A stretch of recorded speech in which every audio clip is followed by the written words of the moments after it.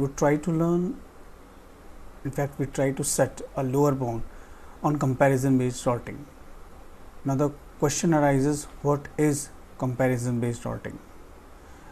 Any sorting which involves comparison between the data elements, each and every such type of sorting is known as comparison based sorting. Like in bubble sort, we are comparing consecutive elements, so we are comparing consecutive elements, so that's why a bubble sort is a comparison based sort. In session sort, we just divide our list into two parts, like unsorted list and sorted list. On the left hand side we put a sorted list. Initially from one element is a sorted list and the remaining n minus 1 element would be a unsorted list, and in every iteration we pick a one element from the unsorted list and place into a proper place on the sorted list. So after n minus 1 passes, the whole list gets sorted. But try to focus at one place, that every time we put a element in the sorted list at proper place, we are comparing one element into with all the remaining elements if required. So in the likewise merge sort, we are merging two sorted lists and then just comparing first element of the two two sorted lists and pick the smallest one into a third auxiliary array. So in all these sorting we are comparing the elements. That's why all these sorting are comparison based sorting. So bubble sort, insertion, selection, merge sort, quick sort, all of these sorting are comparison based sorting.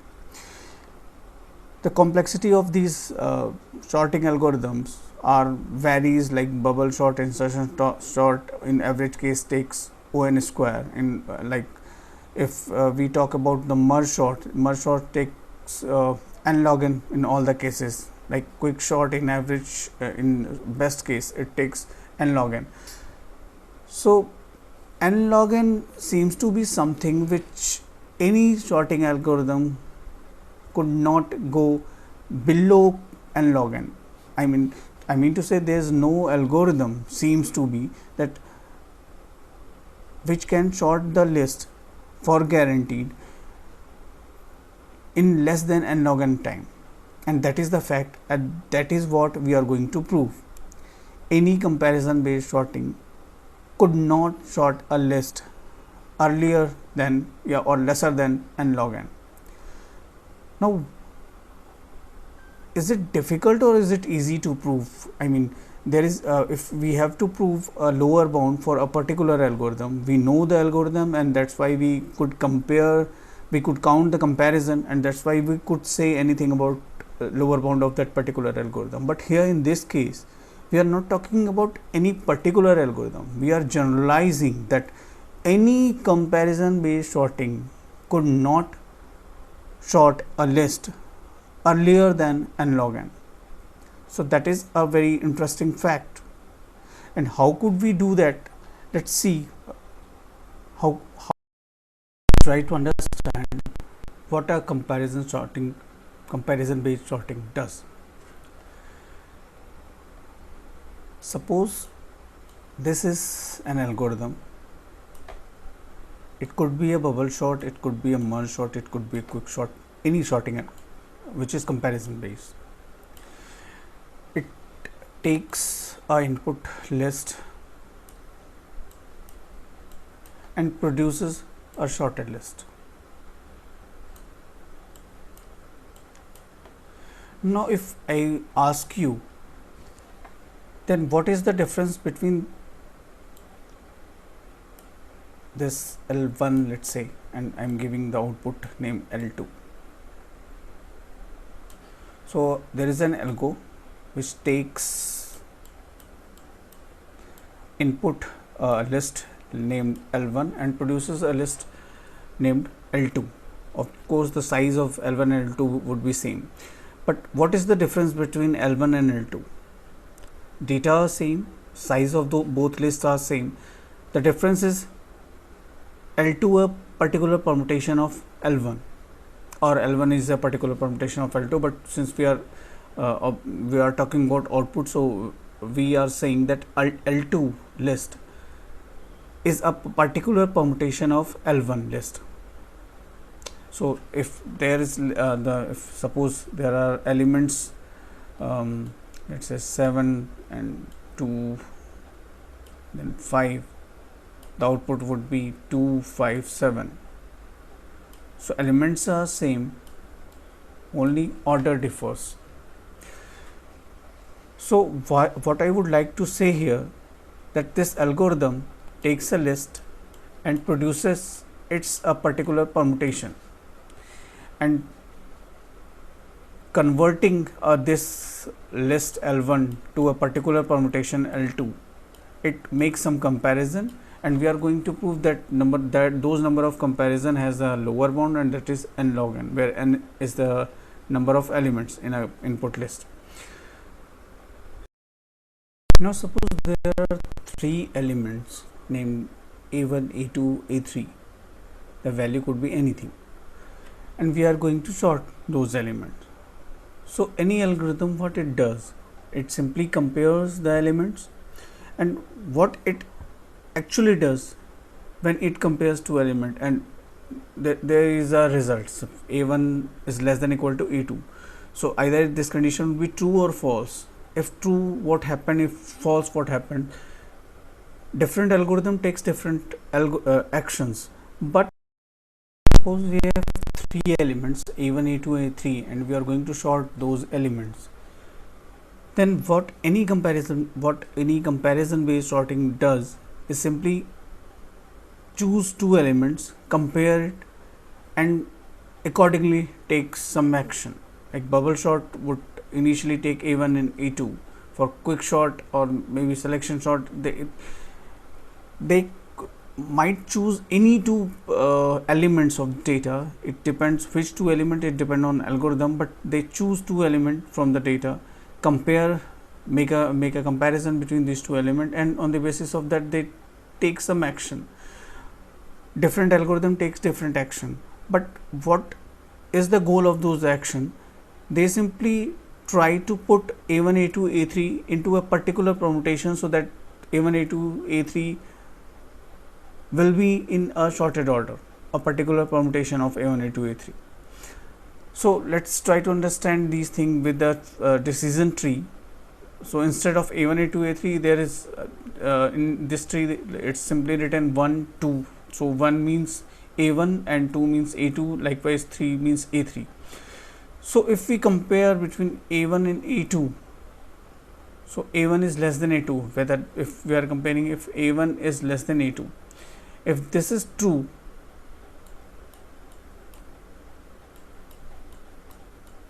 A1 is less than A2, if this condition satisfies, then that means in the final outcome A1 lies before A2. That is for sure, because this condition, if this condition is satisfied that A1 is less than A2, that means A1 lies earlier than A2, A1 lies before A2. It might be possible A3 could come in between, A3 could I mean to say A3 could be anywhere, but what is fixed after this comparison, that A1 definitely lies before A2.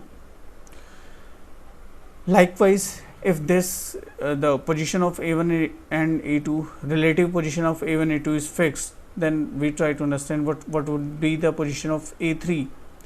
So since we calculate or we finalize that A2 is greater than A1, then we try to understand what would be the position of A3.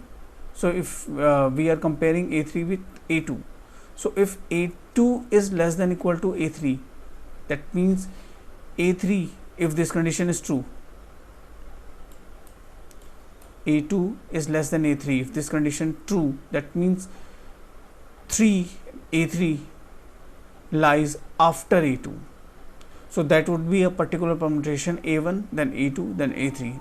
This would be the outcome and a sorted list. but that is only that only happens when the value of a1 is less than equal to a2 and the value of a2 is less than equal to a3. But that is one possible choice. Another could also be there, that if a1 is less than a2, this condition is true, but a2 is less than a3, this condition false. If this false, this condition false, that means a2 lies after a3. So if this condition false, what does that mean?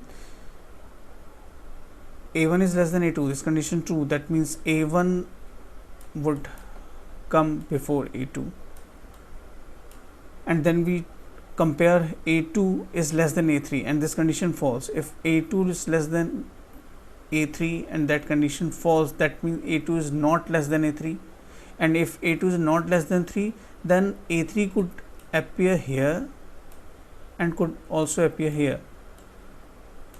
So now we have to compare a3 with a1 as well, because if we put a3 here in between a1 and a2 without comparing a3 and a1, that might be possible the value of a3 is less than a1.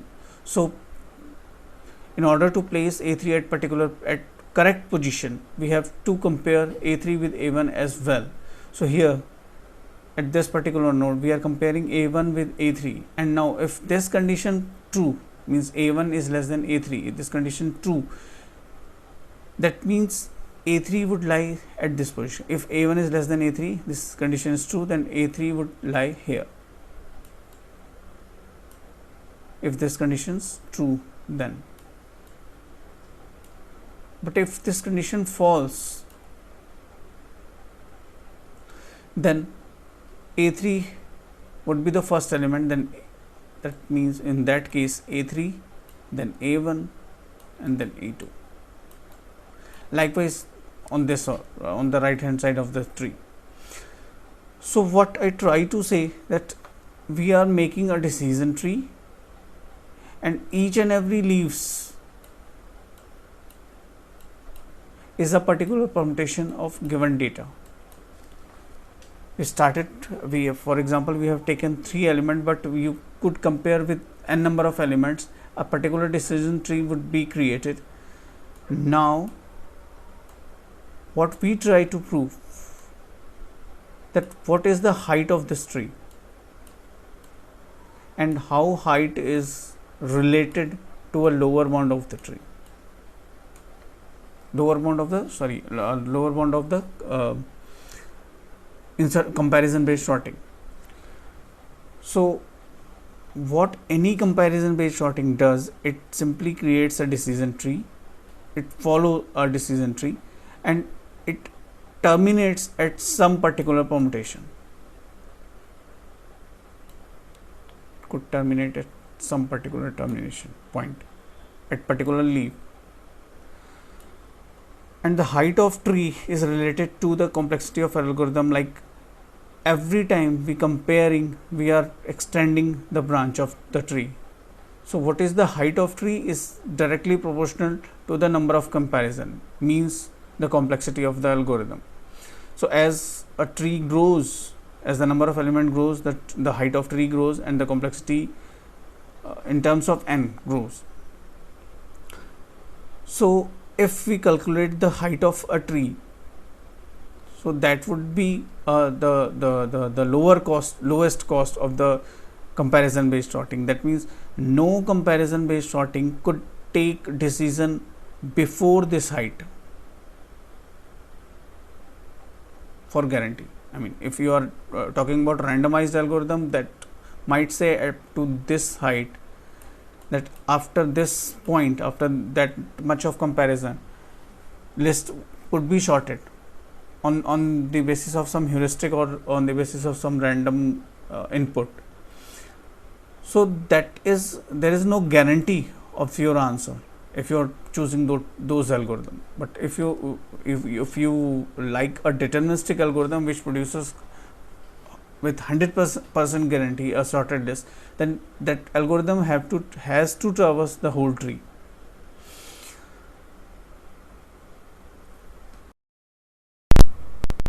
So Up to this point, what we have discussed, any comparison based sorting follows a decision tree. It compares the elements, and on the basis of the decision taken, if A is less than B, it simply compares A1 is less than equal to A2. If that satisfy, algorithm takes some action. If that doesn't satisfy, algorithm takes some another action. So if we try to calculate the height of the tree, we would have an idea of the complexity of the algorithm. So now the question converts, what is the height of a tree if there are n elements? Now suppose if I have a list of n elements and we are making a decision tree of n elements, so there would be n factorial leaves. Try to see here, in this tree there are 3 elements, and this is a particular permutation of list, this is another particular permutation, this is another particular permutation, and so on. So all of these are leaf node, and each leaf node reflect a particular permutation of the data.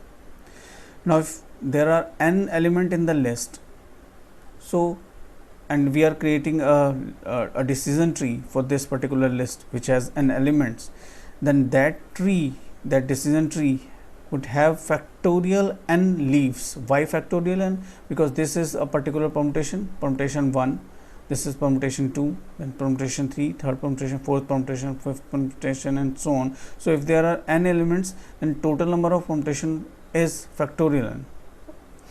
So if we create a tree, decision tree, which is created for sorting n elements, then all the leaves are a particular permutation and total number of permutations are factorial n.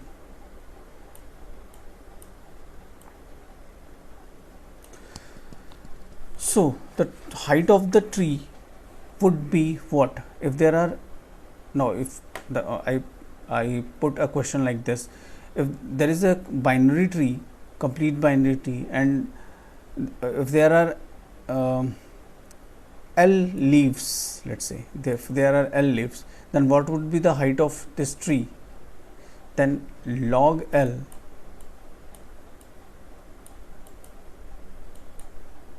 would be height of this tree, where L is the number of leaves. So likewise, if there are factorial n leaves, then the tree height of this tree would be log factorial n.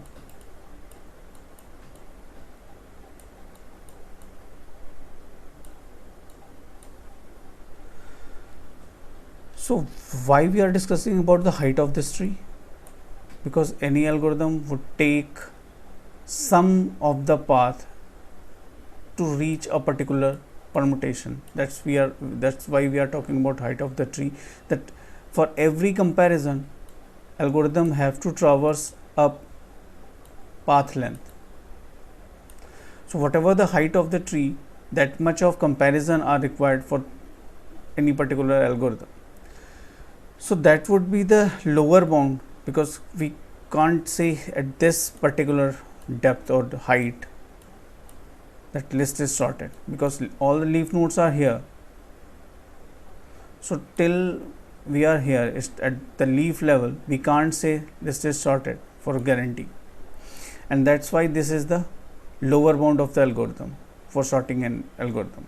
Now that comparisons are log of factorial n, but how it is equal to omega log n? If we are saying that lower bound, then we have to somehow prove this thing. Log factorial n is equal to omega n log n. How could it be proved? So using Stirling's approximation, this quantity could be written as this thing. So your height of the tree is having lower bound of n log n, where base is 2.